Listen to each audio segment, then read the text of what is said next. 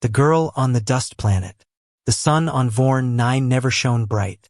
The sky was always full of gray dust, and the wind carried pain instead of peace. The planet was dry, broken, and forgotten. But deep in the mining colony something worse lived, hunger. Among the dirty streets and metal buildings, a small girl moved slowly on her knees. Her skin was thin, and her hands were cut and dry. She wore no shoes. Her clothes were torn, more like rags than fabric. Her name was Lyra, though no one ever called her that. To most of the colony, she was just the beggar. She lived on leftovers, if there were any. Each day, she sat near the food hub, where alien workers came to eat after their mining shifts. She didn't ask for much, just a crumb, a bite, a piece. But no one gave her anything. One large alien, with green scales and red eyes, pushed her away with his boot. "Get lost, creature," he growled. The others laughed. Lyra fell, her face hitting the metal floor. She didn't cry. She had learned long ago that crying changed nothing.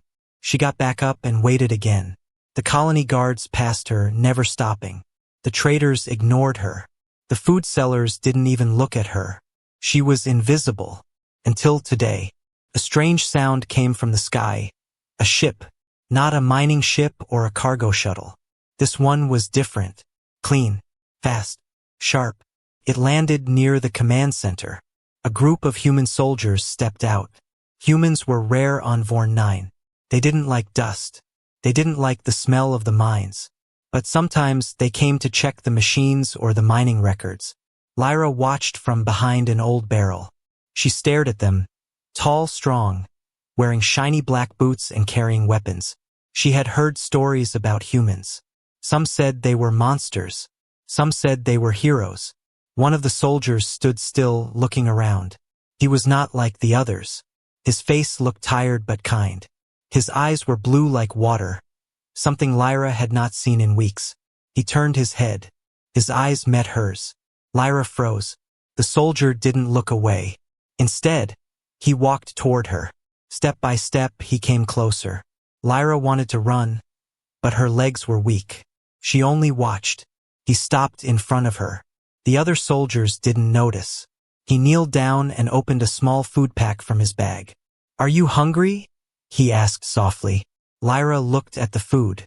A small square of protein bread and a fruit gel. It was more than she had eaten in 3 days. She nodded, slowly. He gave it to her without saying another word. Then he stood up and turned back toward the others. Lyra stared at the food, her hands shaking. She didn't eat it right away. She looked up at him again. He didn't look back. But he had seen her. For the first time, someone had seen her. She ate slowly, her stomach burning from the first bite. But she didn't stop. Later that evening, Lyra sat in her usual corner. She didn't know why, but something felt different. The sky was still gray. The wind was still dry. But inside her chest, a small spark had started. Something like hope. In the shadows, someone watched her. A small floating drone, red lights blinking, sent signals back to the lab center of the colony. "She's alive," a voice said from the lab's control room. "Subject 42 survived." Another voice replied, "Then it's time to bring her back." Lyra did not know it yet, but her life was about to change. The kindness of one human had started something big. Bigger than she could understand. Bigger than Vorn 9. And someone didn't want her to survive. Evan had seen a lot of strange things in his years as a soldier. Alien beasts, burning skies, dying moons. But he had never seen someone look at food like it was magic. That girl, the one with hollow eyes and shaking hands, didn't just eat. She held the food like it was a treasure, like it meant something more than hunger. He couldn't stop thinking about her. That night, inside his metal barracks, Evan sat alone. The other soldiers played cards, laughed, and drank recycled beer. But his mind was back near the food hub, on that dirt-covered girl who hadn't spoken a word. "Why her?" he whispered. The next morning, Evan walked back to the same place. He didn't know why. He told himself it was just a patrol check, just a routine walk. But there she was, sitting in the same corner, curled up beside a broken pipe. Her eyes were open. watching, waiting. Evan looked around. No one cared. The colony moved like a machine. Miners loaded cargo. Drones flew overhead. Guards barked orders. But not one soul looked at her. He walked over, slow and calm. This time she didn't freeze. She stared up at him, silent. "I brought this," he said, pulling out another food pack. "It's nothing fancy. Just real." She took it with both hands, gently. He sat down on a crate nearby, ignoring the stares from two passing guards. One of them frowned but said nothing. "What's your name?" Evan asked. She looked at him, confused. "Name. You know, what do they call you?" She didn't speak for a long time. Then, in a soft, cracked voice, she whispered, "Lyra." Evan smiled. "Lyra, that's a good name." She blinked, as if she wasn't used to hearing it, as if no one had ever said it kindly before. Evan reached into his bag again. "Here," he said, handing her a small thermal blanket. "Nights are cold here." Lyra didn't move. Her fingers trembled as she took it. No one had ever given her anything warm. Not since she could remember. He stood up. "I'll be around, Lyra. Don't disappear." As he walked away, something strange happened. She smiled. Just a little. But the colony was always watching.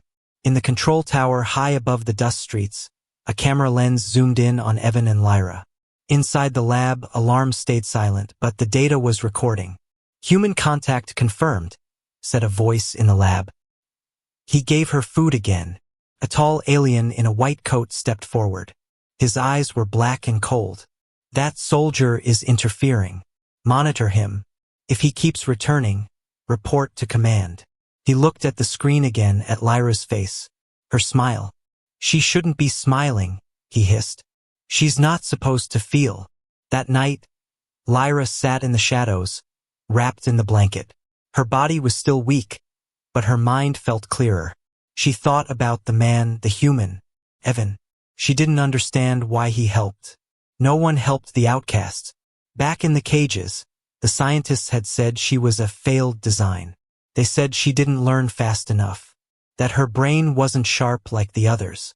She was too soft, too emotional, too human. She had escaped years ago during a power cut, slipped through a vent, crawled for hours through cold tunnels. And for years she had survived alone, eating scraps, hiding in alleys. She had almost forgotten what kindness felt like. Until now. But kindness comes with danger. Two guards approached her in the dark, their boots heavy on the ground. "Hey, beggar," one of them growled. "Someone wants to talk to you." Before she could move, one grabbed her arm. She struggled, but he was too strong. "You're lucky," the other said. "Some people want you dead. Others just want to study you." They dragged her through the colony streets, past the food hub, past the bunkers, toward the labs. Lyra's heart raced. Not the labs. Not again. In the shadows, Evan watched, frozen. He had seen the guards grab her. He had seen fear in her eyes. He didn't understand.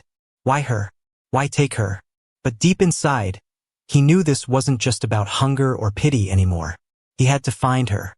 He had to get her back. The lab on Vorn 9 didn't look like much from the outside. Just another gray building under the dusty sky. But inside, it was colder than space. Bright white lights, smooth metal walls, no windows, no sound but machines. This was where the truth lived, and where nightmares were born. They brought Lyra in through the back. She didn't fight. She couldn't. Her arms were tied, and her legs felt weak. Two guards dragged her through the silent hallway. Every step echoed. Every breath hurt. She had been here before, and she remembered everything. The glass cages, the wires, the pain. The door opened with a soft hiss. Inside, the same room, the same table, the same eyes. Dr. Vesk stood behind a screen, tall and thin, his face like stone. He was not human. His skin was smooth gray, his hands long and sharp. He didn't smile. "She lived longer than we predicted," he said coldly. "She was a child," one assistant replied. "She was a subject," Vesk snapped. "Number 42. A hybrid. A mistake." Lyra didn't speak. She looked around. Nothing had changed. The scanner lights still blinked red. The machines still hummed. This place was frozen in time, in horror. They strapped her to the table. No one asked how she felt. She closed her eyes. She tried to go somewhere else in her mind, to the moment Evan had handed her food. That soft voice, that warm smile, but pain pulled her back.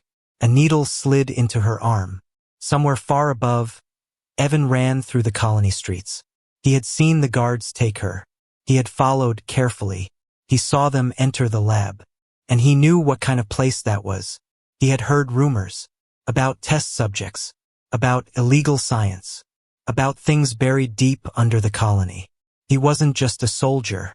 He was a human, and no human left someone behind. Evan tapped his comm link. Private Evan reporting. I need backup at Lab Sector 9. Silence. The radio clicked. Denied. Lab 9 is restricted. Return to post. Evan froze. He tried again. Requesting command override. They've taken a civilian. She's just a girl. The voice came back colder now. That's not your concern. Walk away, Private. Evan lowered his hand. He looked at the lab. Then he made a choice. He turned off his comm link. Back inside, Lyra's body shook. Cold liquid moved through her veins. She opened her eyes. Everything was blurry. She still reacts emotionally, one of the scientists said. Even after all this time. Because of the human DNA, Vesk said. It corrupted the design. She should have died years ago. But she didn't, Vesk replied. And now we need to know why. They turned on the memory scan. Bright light. Sharp sounds. Lyra screamed. Old memories flashed in her head. Being locked in a dark room. Hearing other children cry. Seeing faces behind glass, pain, running, hiding, and then, Evan. The memory paused. Vesk leaned in. This human. He changed her pattern. The assistant nodded. One act of kindness may have triggered something deeper. Maybe loyalty. Maybe love. Vesk's face darkened. Dangerous emotions. They turned up the scan. Lyra's heart pounded. But in that moment, something happened. Her pulse dropped. Her body stilled. Her eyes opened, calm now, clear. And something inside her mind pushed back. Outside, Evan reached the side door of the lab. Locked. He pulled out a wire tool. Not military standard, something he had built during quiet nights on the ship. He sparked the panel open. Alarms stayed silent. He stepped inside. The hallway was colder than he expected. The lights flickered. He moved fast, staying low. Room after room. Empty. Machines. Screens. Cages. Then he heard it. A scream. Faint. Then a voice. Subject 42 entering final scan. He ran. In the lab chamber, Lyra opened her mouth. Her voice was hoarse. You're afraid of me, she whispered. Vesk turned. What did you say? You built me to follow orders. But I learned how to feel. You were designed to fail, he hissed. No, she said. I was designed to survive. Then the power flickered. The lights cut out. A door burst open. Evan stepped into the room, weapon raised. Get away from her. Everyone froze. Vesk's eyes went wide. You shouldn't be here. Evan aimed. She's not your subject. She's a person. You have no idea what she is. Vesk growled. Evan looked at Lyra. I don't care what she is. I know who she is. He moved forward, breaking her restraints. Lyra sat up slowly. Her eyes locked on Evan's. He held out his hand. Come on. We're getting out of here. She took it. And this time she didn't feel small. She felt powerful. The alarm didn't go off right away. That was the first strange thing. When Evan pulled Lyra out of the scan room, the red lights stayed dark. No sirens. No guards. Just the sound of their footsteps echoing in the cold hallway. Felt wrong. Too easy. Lyra limped beside him. Still weak. Still dizzy. But her grip on his arm was strong. She didn't want to let go. Not again. Where are we going? She asked, breathless. Evan didn't look back. Somewhere they can't find you. 2 levels below them, Vesk stood in silence. He stared at a black monitor showing static. A shadowy figure appeared behind him on the screen. A deep voice came through the speaker. "You let her escape." "She had help," Vesk said through gritted teeth. "A human soldier. That girl was not just a failed experiment. She was something else. Something unknown." Vesk bowed his head. "We gave her emotion to see if it would break her," the voice continued. "But now it's making her stronger. Shall I send a squad?" "No," the voice said. "Let them run. Let's see what she becomes when she believes she's free." Evan and Lyra pushed through the back door of the lab and into the outer colony paths. The wind was sharper now, the sky darker. He led her down into the old tunnels, places no one used anymore. "These shafts haven't been touched in years," Evan said. "Old mining routes. Dead ends for most." "Not for us?" Lyra asked. Evan smiled slightly. "Not if you trust me." "I do," she whispered. They moved through rusted ladders and dripping walls, the path twisting deeper underground. Lyra coughed. The air was thick with dust. They found a small service room. Evan kicked the door open and checked it with his light. Empty. Safe. For now. He helped her sit on a broken crate. He opened a medkit from his belt and wrapped her arm. "You didn't have to come back," she said quietly. "I did." "Why?" Evan paused, then said, "Because I've seen people left behind before. I never want to see that again." Lyra looked down. "They called me a mistake. A failure." Evan crouched in front of her. "They were wrong." Silence. Then she asked, "What if I'm dangerous?" He looked her in the eyes. "Then I'll still stand beside you." Above them, searchlights scanned the surface. Guards swarmed the streets. Drones zipped through the sky, scanning for heat signals. One drone hovered above the tunnel entrance, then flew away. The system had orders. "Watch, but do not catch." Not yet. That night, in the old tunnel room, Lyra couldn't sleep. She watched Evan. He leaned against the wall, half awake, holding a small tracker. "We'll head out before sunrise," he said. "There's a transport hub in the west sector. Abandoned. I can get a signal out." "To where?" "Anywhere but here." Lyra nodded, then asked, "Why do you believe in me?" Evan chuckled softly. "Because you smiled in a world that never gave you a reason to." That answer hit her like light in the dark. For the first time, Lyra didn't feel like an experiment. She felt seen, alive, but something was still watching them. Deep inside Lyra's mind, something had started to wake. Something they had tried to bury with wires and fear. Memories, abilities, a spark. She placed her hand on the metal wall. It trembled slightly, not from wind, but from her touch. "I think," she whispered, "I was built for more than just running." Evan looked at her. "Then we'll stop running. What do we do instead?" He stood up. "We fight." And somewhere far away, in the high command tower of Vorn 9, the voice in the shadows smiled. "They think they're free," it said, "but they are walking right where we want them."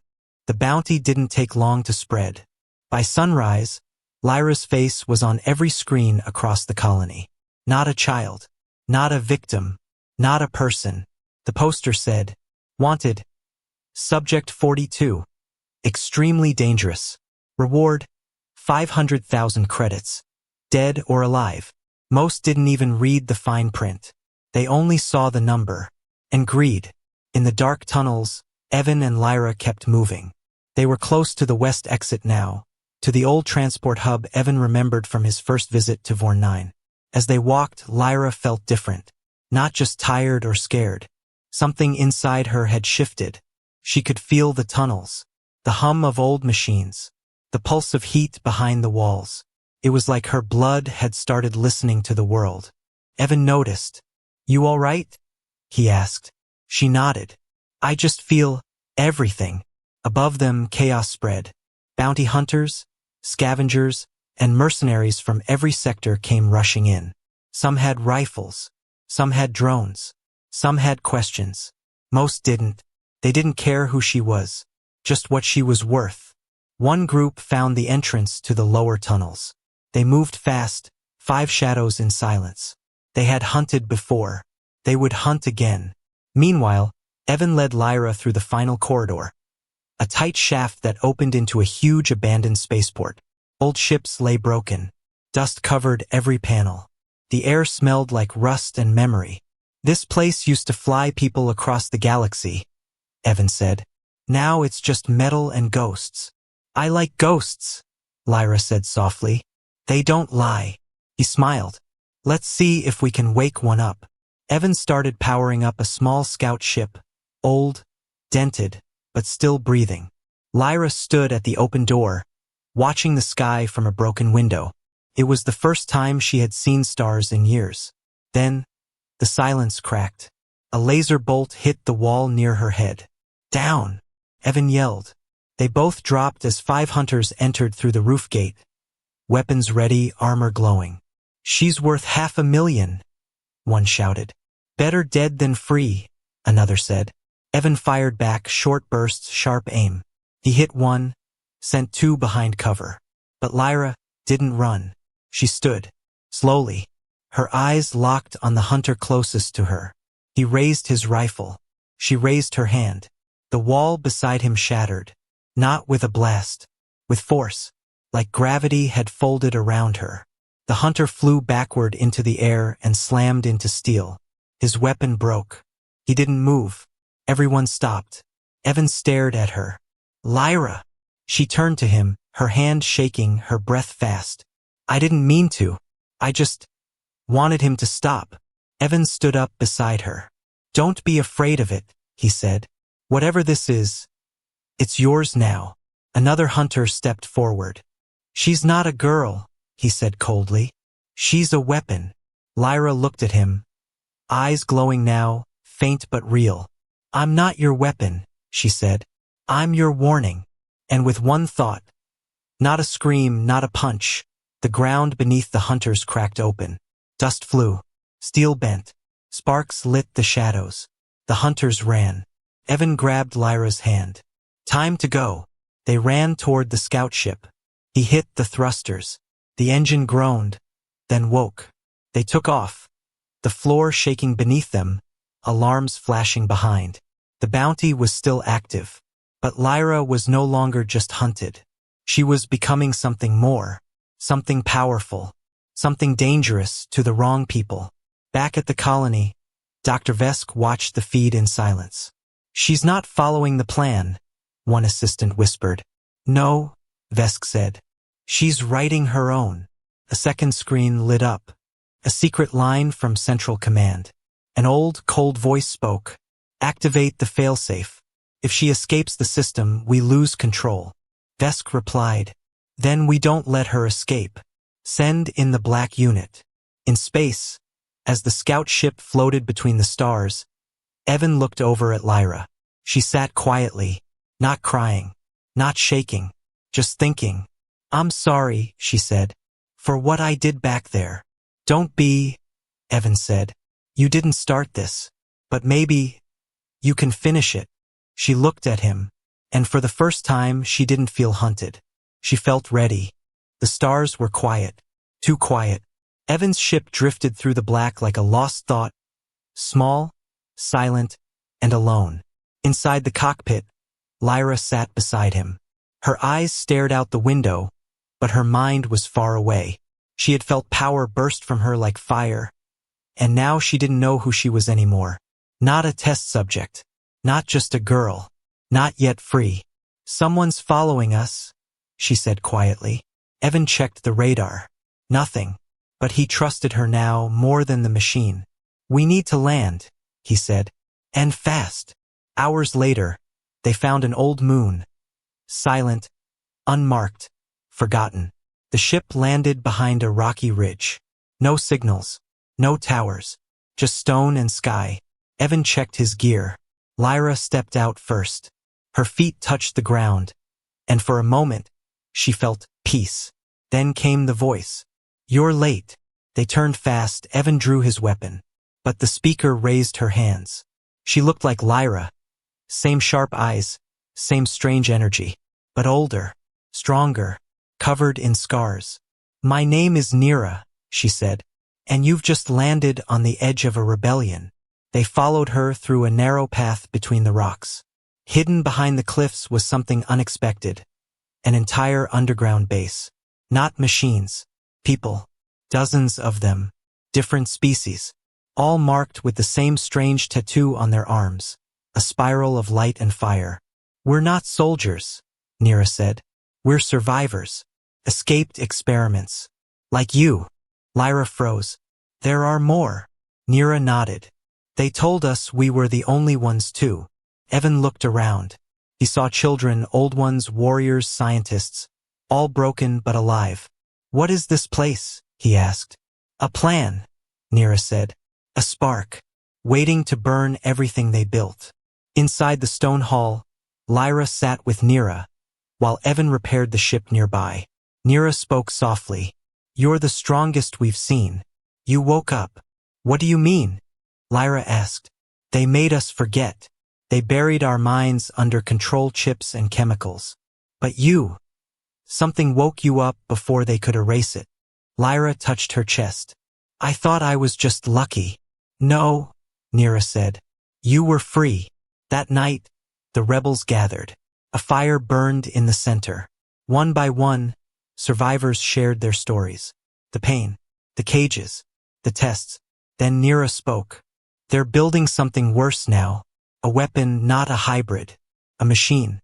One that learns from us. One that copies our power." Lyra listened. "They wanted to replace us," Nira continued. "To erase us. We have to stop it," someone shouted. Evan stood beside Lyra. "We will.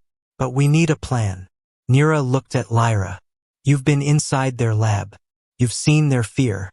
You felt the pain." She stepped closer. "You're not just one of us. You're the signal. The first spark." Lyra's hands shook. "I'm not a leader."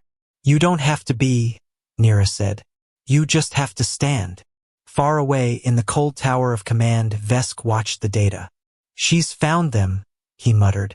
The voice from above replied, "Then give them a reason to run again." "What shall I send?" "Not a squad," the voice growled. "Send the prototype." Later that night, Lyra walked alone under the stars. Evan joined her, quiet. "Do you believe in this?" she asked. "This war?" "I believe in you," he said. "That's enough." She looked at him. "What if I lose control again? Then I'll be there to remind you who you are." She smiled. Small, tired, real. Then a sound broke the peace. A heavy crash. Alarms. Screams. Lights flashed red across the valley. "They found us," Nira shouted. "It's here." Lyra ran toward the smoke and stopped. In the dust stood something tall, black, and glowing.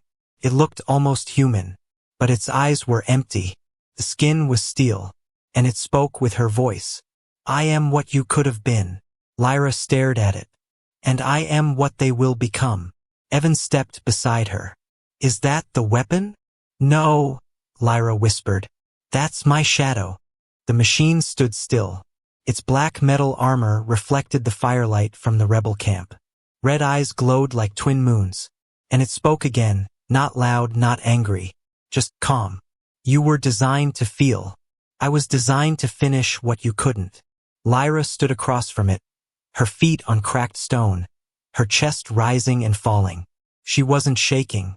Not this time. Behind her, the rebels gathered. Evan stood at her side. Nira waited with weapons in hand. But no one moved. This was not their fight. This was hers.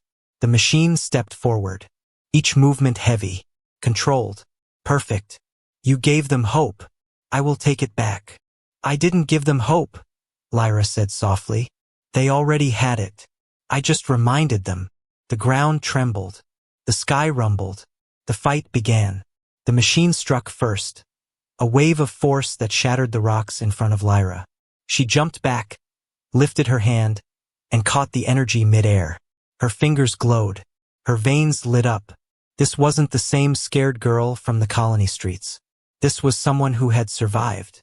She pushed the energy back. Harder, sharper. The machine staggered. Evan called out, "You've got this, Lyra." The rebels watched in silence. A battle of two beings born from the same lab, but shaped by very different things. Pain and love. Flashbacks hit her mind mid-fight. The cage. The cold. The crumbs she used to beg for. The day Evan gave her food, not just food, but choice. She screamed, not in fear, but in power. She struck the machine with pure force, not to destroy, but to break the chain. Wires sparked. Its voice cracked. "You are an error." "No," Lyra said, stepping closer. "You are unworthy." "No," she repeated louder. "I'm free." And with one final push, she reached out and touched its chest. But not to crush it, to connect. The rebels watched as the machine froze. Its red lights dimmed. And then it sat down. It didn't explode. It didn't scream. It just stopped. Because for the first time, something touched its mind. A memory. Not programming. Emotion. Later, the rebel camp was quiet. The stars above were clear, unbroken. Lyra sat by the fire. Evan handed her a food pack. She smiled, opened it. Inside was a single piece of bread. "Not much," Evan said. "But it's real." Lyra broke the piece in half. Offered him the other. "Is this what love feels like?" she asked. Evan looked at her, really looked. "Yes," he said. "It starts small, like a crumb. But it feeds more than hunger." News of the rebellion spread across the colonies. Of a girl who turned from test subject to symbol. Of a machine that chose peace. Of a soldier who followed his heart, not orders. And of a spark that became a fire. Lyra was no longer wanted. She was remembered. Not for what she was made to be, but for what she chose to become.